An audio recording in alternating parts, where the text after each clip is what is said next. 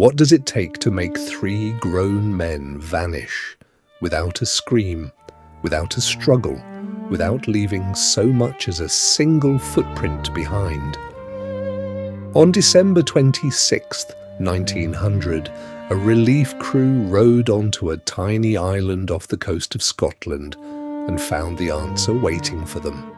Except it wasn't an answer at all. It was a locked door, a meal half-eaten, a chair knocked to the floor, and no trace, none of the 3 men who were supposed to be there.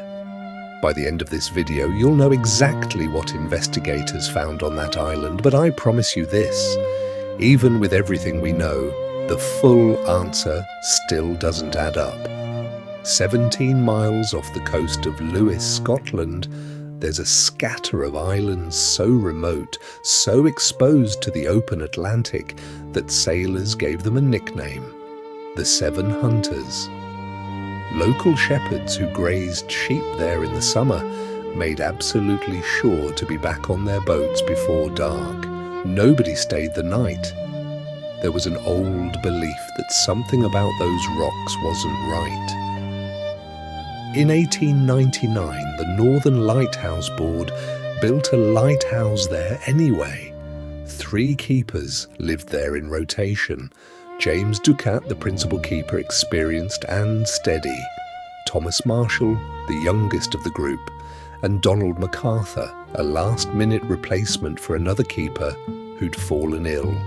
3 men, one of the most isolated postings in the country. And in December of 1900, a storm season about to make that isolation deadly. On December 15th, a passing steamer noticed something that should never happen. The light wasn't lit. The light isn't just a feature of the lighthouse, it's the entire reason these men were out there. So when a ship's captain saw only darkness, he reported it the moment he reached port. But the sea had other plans. A brutal winter storm made it impossible for any relief boat to get near the island for 11 straight days. When the relief ship Hesperus finally approached on December 26th, the crew searched the cliffs for a flag. There was nothing. A crewman named Joseph Moore rowed ashore alone. He said afterward that the silence felt wrong, like the whole island was holding its breath. Inside, the clock had stopped. The beds hadn't been slept in, and in the kitchen, a single chair lying on its side. But it's what Moore found outside that turned this from a tragedy into a genuine mystery. A set of iron railings built thick enough to survive a hurricane were bent and twisted, like something enormous had torn straight through them. And more than 100 feet above sea level, a boulder weighing over a ton had been ripped from its foundation and thrown aside. 3 men gone, no bodies, no blood, no struggle inside the lighthouse itself, just bent iron, a displaced boulder, and a silence that's never been explained. If there's one piece of evidence that gets us closest to what these men were thinking in their final hours, it's the lighthouse log, the daily record every keeper was required to keep.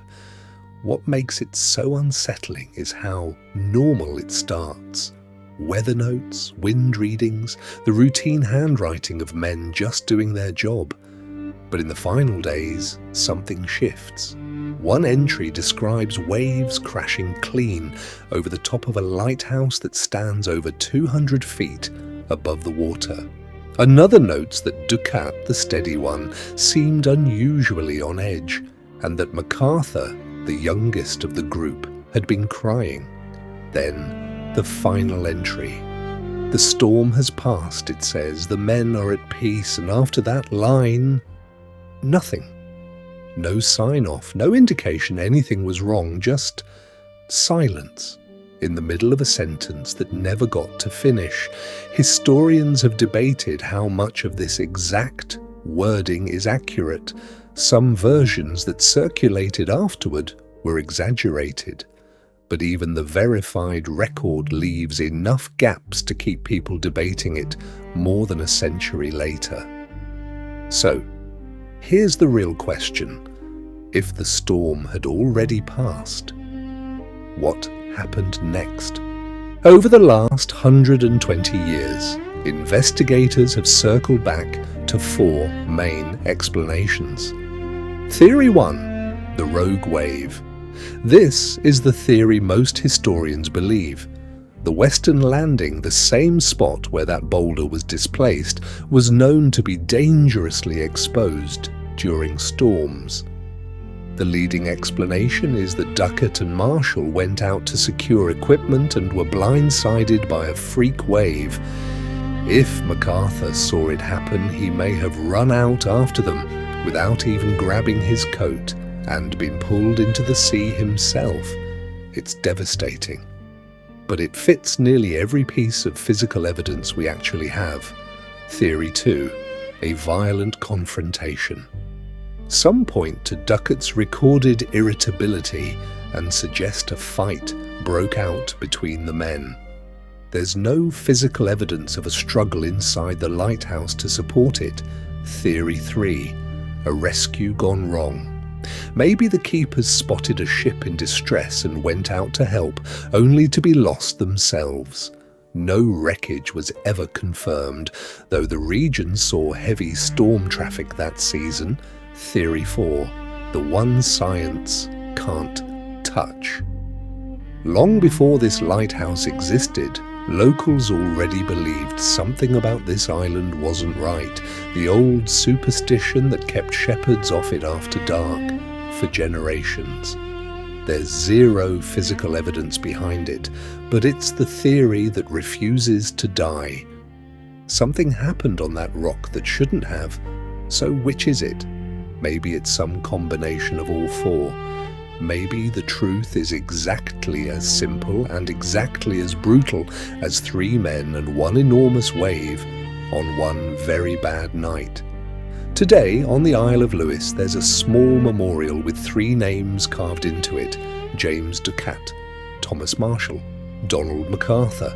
The lighthouse was fully automated in 1971. No keeper has lived there since. The light still turns, still warns ships away from those same rocks, but there's no one left there to watch it turn. And maybe that's the detail that stays with you the longest. Just 3 ordinary men sitting down to a meal they never got to finish. And whatever happened next, the ocean has never given it back. History still has secrets, and we're here to uncover them